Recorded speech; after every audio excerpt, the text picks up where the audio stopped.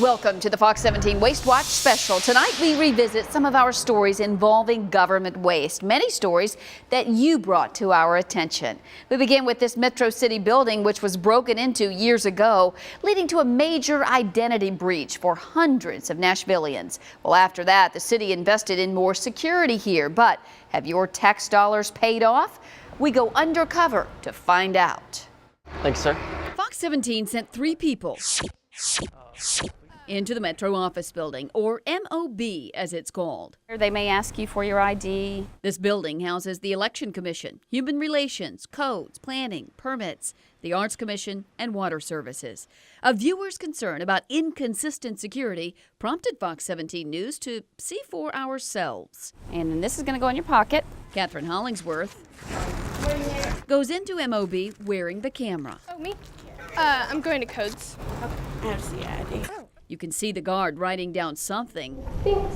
Hollingsworth says it wasn't her whole name. Wrote down my first initial and my last name. So she didn't write down your whole name? No, she didn't. She just wrote K. Hollingsworth. And if I caused any trouble, how are they going to know who it was? On a different day, Brian Moyers, a contractor who comes here often, wore in a camera. Location? Codes, please. Thank you. You see the guard look at his ID, but doesn't appear to write anything down. No, she didn't write anything down. Not my location, not where I was going. Not your name? Not my name. Moyers, about Juliet, isn't so much worried about security as he is waste. You have a lot of man hours right there. You have somebody manning that door from 8 to 5 every day. Security at Metro buildings is outsourced. Metro pays nearly $6 million of your tax dollars a year to G4S Secure Solutions in Donaldson to secure all of Metro's many buildings. Of that, Metro says about $30,000 goes to security guards just at MOB. Moyers went in a second time and says, Hey, forgot something. and the guard waves him through. Adam Plunk of Nashville experienced the same inconsistency. Even though his shirt fell over the camera, you can still hear as Plunk offers the guard his license who didn't look at it. My license? You getting your license? No, I need codes. Oh, okay. So, Codes. what's your name? Adam. Plunk, P-L-U-N-K. And I had my ID in my hand to try to show it to him, and they was just like, what's your name? Never looked at your ID. No, not one time. We dubbed all of the video and took it to Metro, but they wouldn't watch. But you don't want to look at this right now? I don't know.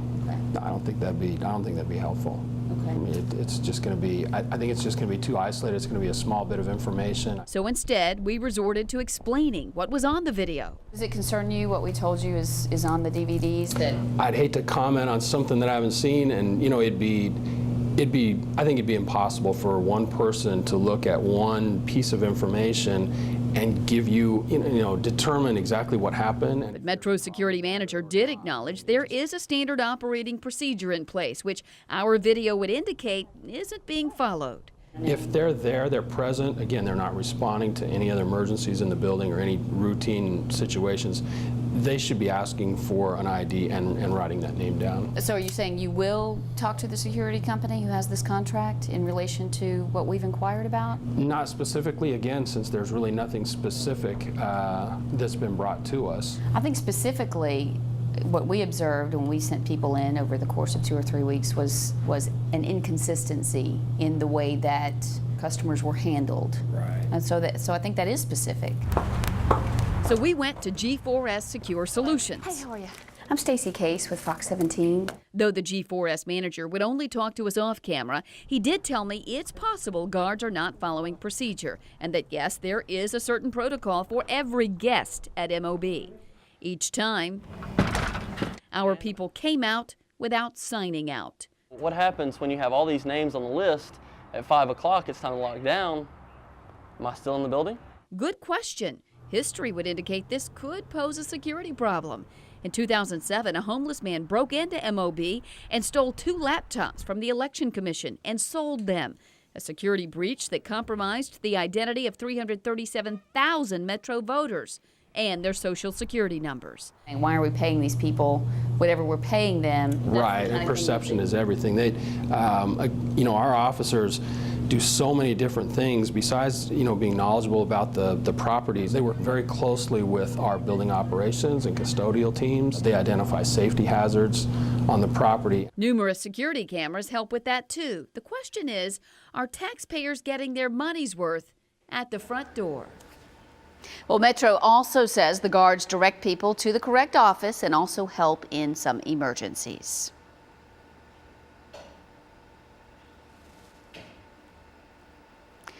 We wanted to know if security improved after we brought this to Metro's attention, so a week after we aired our report, we sent a Fox 17 intern back to the building to see if security procedures were more consistent.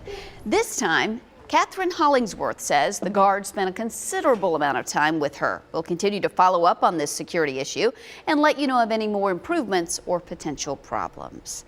Up next in our Fox 17 Waste Watch special, we highlight the biggest examples of waste here in Tennessee. Don't put all your eggs in one basket. See the projects making it into this year's pork report and see why a road project in Franklin has some saying it's nothing but a waste of time and money.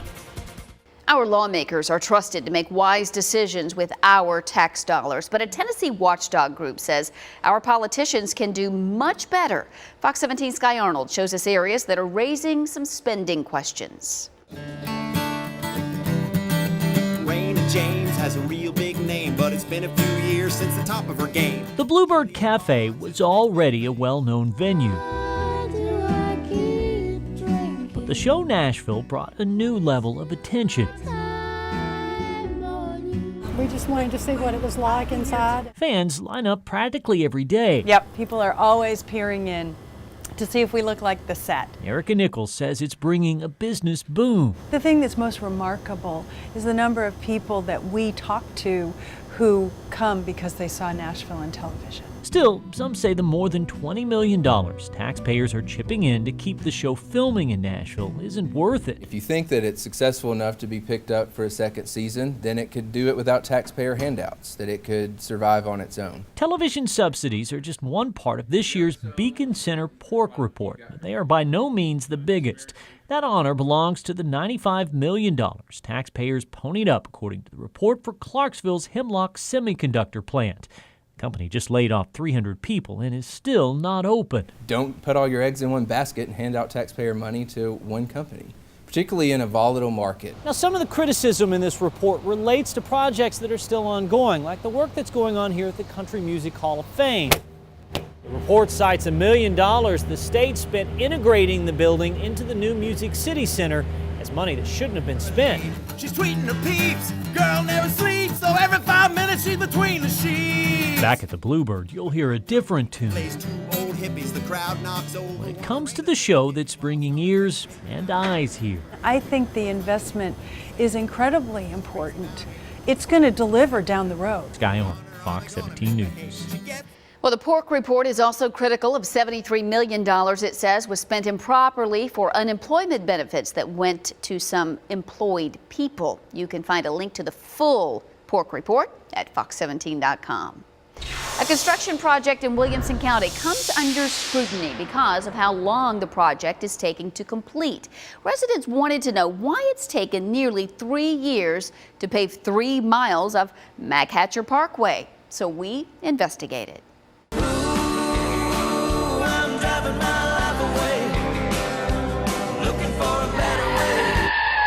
For a year and 10 months, 96 straight weeks, 670 slow, frustrating days. Gary Thompson's been looking for a better way. When you work 2 miles from your home and it takes you 30 minutes to get to work, very frustrating. Some 23,000 drivers daily slowly snake their way through the construction barrels on Hatcher Parkway in Franklin, wondering, when you see virtually nobody out here, I mean, what are they doing? We traveled the project several times over the last couple of weeks. We saw overturned barrels, unmanned machinery, stalled traffic, but no workers. The Fox family home backs up to the project. They could have worked on it and finished it by now.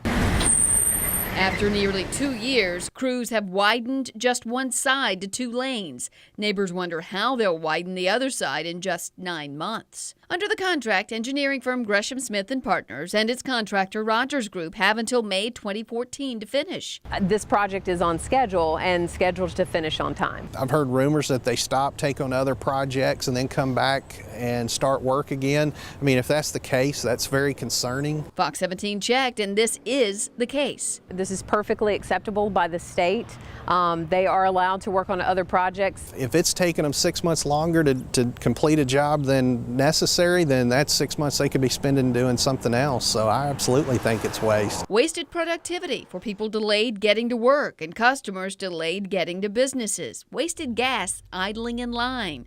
And what looks like corn wouldn't have time to grow 6 feet tall if the contractor spent more time working here. This appears to be a corn stalk. I don't know if I'm in Cool Springs or if I'm out in the country. Makes me think of deer season soon. Under the TDOT contract, Gresham Smith is getting $22.5 million. We definitely have been working out there throughout the summer. But when Fox 17 asked for a construction calendar of days worked this summer, Gresham Smith and Rogers Group referred us back to TDOT, which then said they don't keep up with that. Do they have to report to you or give you a schedule of what they're doing on any certain day? No, as long as they are meeting the expectations to finish on time. No accounting of what progress was made this summer at all.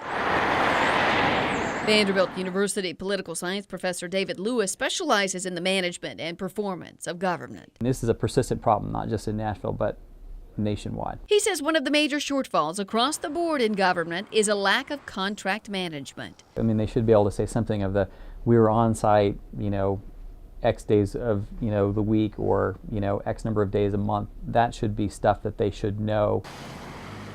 With contract management in place, maybe TDOT could have kept a subcontractor from driving over this newly poured bike path that's part of the project. The sub had to pay to redo it. More delays, more waste. Don't put a date far out and then hold them to penalties if they don't make that. Try and give them incentives to wrap it up. We checked, and the contract doesn't offer incentives for early completion, but does fine the company $2,100 a day if they miss that May deadline. By that time, drivers will have logged hours upon hours of life they'll never get back, sitting in traffic. Incidentally, after we contacted TDOT and the engineer and contractor, a few days later we did see some work activity at the site. TDOT says crews are now staging for the next phase.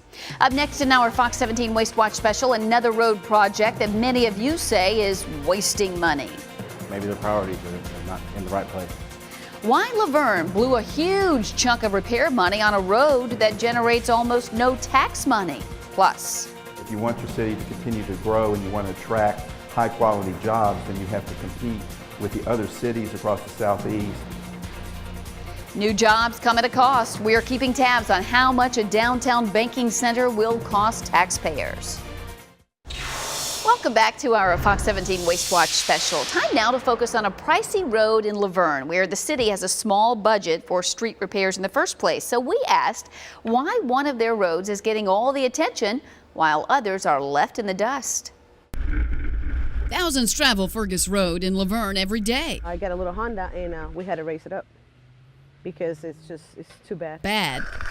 No matter what you're driving, Ridgeview Court isn't much better. It throws your alignment off and just bumpy and rough. But roads like his and Fergus won't get fixed this year. That's because the less traveled Jones Mill Road ate up nearly half the city's road work budget.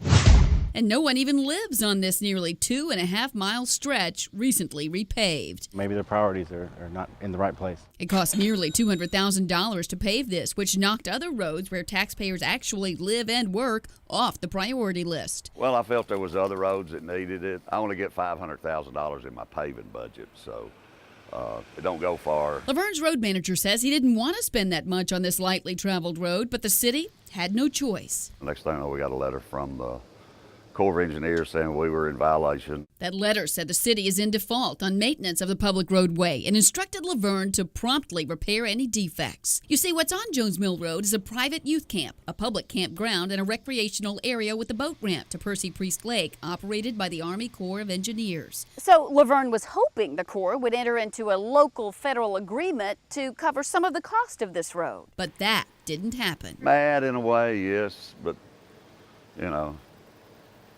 it's government. What's more, Laverne gets just $384 in tax revenue a year along this route, and that comes from that private youth camp. So infrastructure along this road won't generate the tax dollars to cover the work anytime soon. They're not getting any tax dollars back here, and I think we got a water line that runs back through here, and that's as far as we go. Meantime, drivers like Laram Sutton will have to brave an even longer bumpy ride. It's just bad. The way it's all bumpy, it's falling apart. Well, we checked, and previous Laverne city leaders annexed that road 12 years ago, so the Corps says that makes the city responsible for the road. In a statement from their spokesperson, they tell Fox 17, quote, the Corps of Engineers approved the city's request and issued an easement in perpetuity to include Jones Mill Road on May 8, 2001. Taxpayers are shelling out big bucks to attract some new jobs. 2 months ago, UBS announced plans to open a major service center in downtown Nashville. The company's paying millions for the expansion, but so are you. The combined incentives package from the state and metro government is about $7.5 million. Fox 17's Erica Lathan speaks with Metro Council members who say it is money well spent. Last month, banking giant UBS announced it was expanding operations in Nashville, creating 1,000 new jobs. But landing a deal like this takes incentives, often in the form of tax breaks or other financial perks. Unfortunately, it's sort of the nature of the game now that these large business relocations and or expansions require some type of economic incentive. UBS is investing $36 million, which includes renovating 90,000 square feet in the old Regions Bank building. Officials estimate the total financial impact around $50 million, but UBS is getting something in return. The per job cash grant is $500 per job. If you look at that, we're going to get $50 to $55 million of investment in Nashville in exchange for $2.5 million. That's a great rate of a return on investment. The company will also get a deal on parking, paying $1,000 per month for 100 spaces in the courthouse garage. It is really a great deal for taxpayers. And I would also say that we're the junior partner in this deal. The state is putting in over $5 million into this. Council members say incentives are necessary to compete for jobs, but it's their job to make sure taxpayers come out ahead. I would say to them that if you want your city to continue to grow and you want to attract high quality jobs, then you have to compete with the other cities across the southeast. When you look at $50 million of investment in downtown versus our grant of $2.5 million over the next 5 years, I think Nashville should be happy with that. That was Erica Lathan reporting. If the numbers don't pan out, the Metro Council will have an opportunity to re-examine the incentive package as a line item during the next budget cycle. Nonprofits, they would certainly take up the slack if this agency was not doing it. What Tennessee's anti-trash message is costing you and the watchdog group that says it's time for Keep Tennessee Beautiful to go. There's going to be bottlenecks no matter what we do. The future of transportation or a plan leading to more congestion. Why some say AMP is a waste of your money. Well, city leaders in Nashville are considering a plan to spend $175 million of your dollars to change Metro's bus service. The so-called AMP would connect East Nashville to West End through a new type of bus transportation.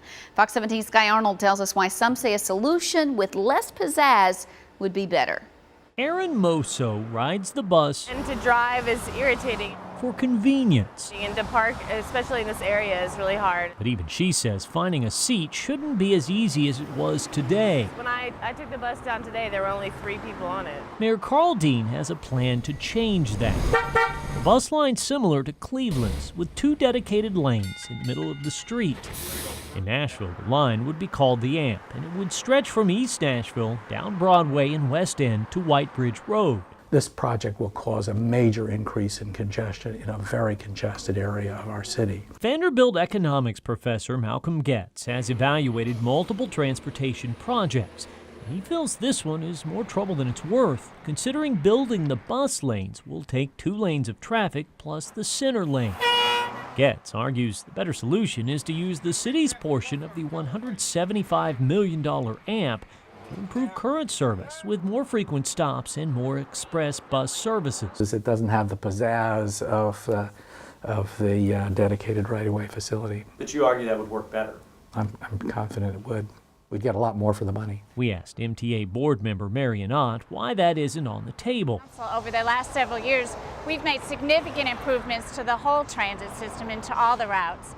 This is the next important step for us to take. Ott says the AMP will be so popular, riders like Moso will demand similar lines on other streets.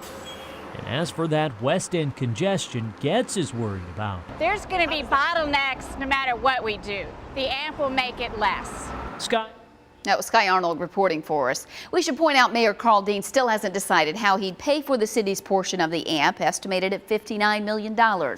Supporters say it will be popular because it will end up being faster than driving. And our final Waste Watch report tonight focuses on a little-known state agency that's celebrating its 30th anniversary. Keep Tennessee Beautiful gets nearly $1 million of your tax dollars every year to promote recycling and encourage us to pick up after ourselves. But some question whether that job could be done just as well by some nonprofits for a whole lot less. The garbage that we find. The State Department of Transportation has been shining the light on litter with public service announcements on Tennessee trash since the mid-1970s. A trash-free Tennessee. Sounds good to me. For the past 3 decades, it's been doing it through Keep Tennessee Beautiful. Now, some believe that program has outlived its usefulness. This particular kind of expenditure always, frankly, gets to me a little bit because it's government wagging its finger at us. Ben Cunningham heads the watchdog group Tennesseans for Fair Taxation, with more than 250 state employees being laid off over the past 18 months as government gets smaller. He says we need to examine programs like Keep Tennessee Beautiful.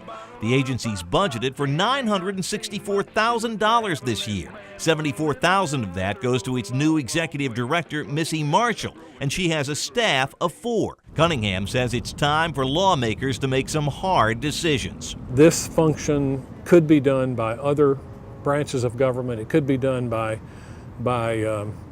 nonprofits. They would certainly take up the slack if this agency was not doing it. Growth is inevitable, but ugliness is not. And Susan Sizemore works with one of those nonprofits.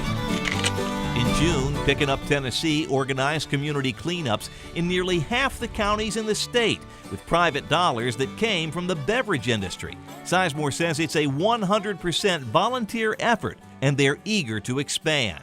Our bottom line is it's not really up to letting somebody else pick up. It's up to all of us to have the social consciousness and be good citizens to just not either throw it out in the first place or to pick it up ourselves. In addition to its staff and its offices in Memphis, Keep Tennessee Beautiful also hosts a conference every 2 years on the taxpayer dime.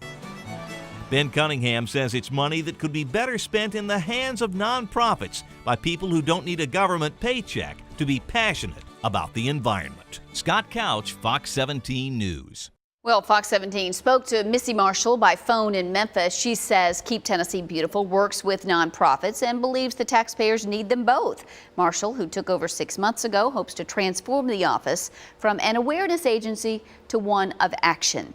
She says the office came in well under budget last year, spending just over $512,000. Well, we hope you've enjoyed our Fox 17 Waste Watch special tonight. Whenever you see a story involving waste that we need to look into, just send us an email to news@fox17.com. Don't go anywhere. Fox 17 News at 10 starts right now.